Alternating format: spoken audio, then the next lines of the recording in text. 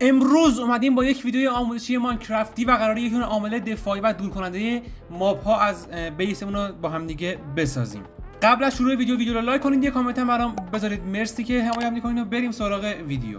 نحوه کارکردش هم به این صورتی که الان میبینید که زامبیا دارن زامبیا اونور میزنن داره ببینید و نحوه کارش اینه. بریم سراغ ساختش.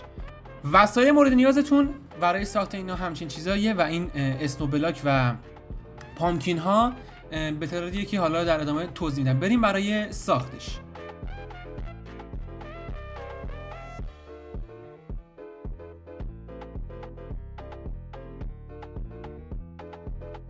خب این از طریقه ساختشه، ولی شما این استوانه رو حواستون باشه که باید به تعداد خیلی زیادی بذارید و در نهایت هم اینجاها آتیش رو روشن میکنید تا برفاشون به صورت آتشین بشه و شما یک ساختمان دفاعی در برابر بیستون خواهید داشت.